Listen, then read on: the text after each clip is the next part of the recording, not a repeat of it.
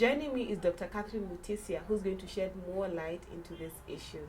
So tell me, how do you recognize a child who's been sexually abused? Yeah, you would tell whether a child is sexually abused by, for one, you may look at the physical symptoms, like a child might start limping, or the gait, the way they walk might change, or through their behavior. They might become withdrawn, they might become anxious, or they might also go into the extreme, which is what we call externalizing. They might become over talkative, they might be talking to strangers, become too open to strangers. So there are various symptoms. They could be the physical things you would see, or they could be behavior change, or the mood, a child who was happy becoming sad. Okay, let's talk about the behavioral changes that occur when a child has been sexually abused. What should a parent look out for in terms of the change of behavior? A change of behavior could actually even affect the way the child responds to authority. Some children can all of a sudden develop what we call oppositional behavior. They don't want to obey rules. Or some might even have what we call conduct disorder. They'll offend, you'll talk to them, they'll not show any remorse. Or it could actually be affecting even their daily activities, in terms of even their sleep is affected, their appetite is affected, even school performance for those who are in school. And so we usually say, whenever the behavior of your child changes, you need to find out why. Why? I am not saying that any behavior change would mean your child is being sexually abused, but it could actually mean there is a certain stressor. Some children even regress. A child who had become toilet trained would now start wetting their bed again. So there are many things which can point towards that. Yes. Okay, in many cases you find that mothers of these children often end up blaming themselves. Is there anything that mothers or parents in general can do to protect their children from sexual abuse? Yeah, we can do a lot, right from when a child is young, teaching them about which are the private parts which people shouldn't touch, showing them their private parts, and talking to them about that sometimes people can hurt you, and talking to them about not talking to strangers, although we know people who abuse children who are sexually abused is usually done by, most of the time, by somebody they know, not by strangers. A few cases are by strangers, but we need to sensitize our children early enough what is abnormal touch, because it starts from there.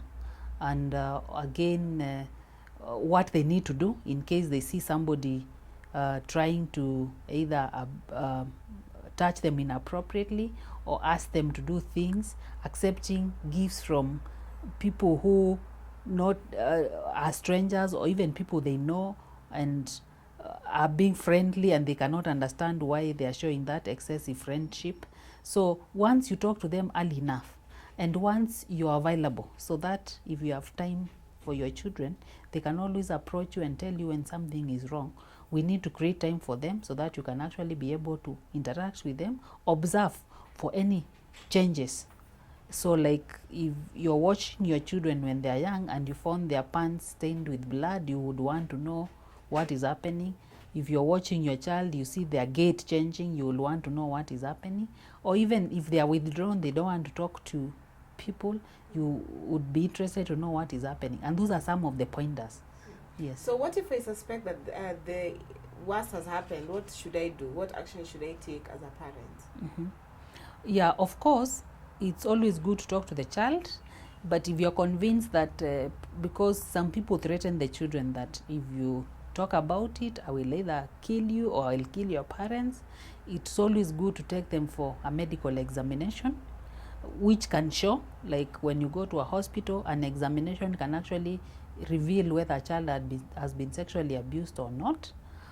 So it's good to talk to them, but even if you talk to them and you feel she's still not or he's still not opening up, but I suspect there's something more, it's always good to take them for a medical checkup. Okay. Is there anything we can do to prevent this from happening? Yes, for one, making sure that our children are attended wherever they are. So making sure your children are supervised, even if you are not at home, you have left them with somebody who is checking on them. And again, educating the children themselves.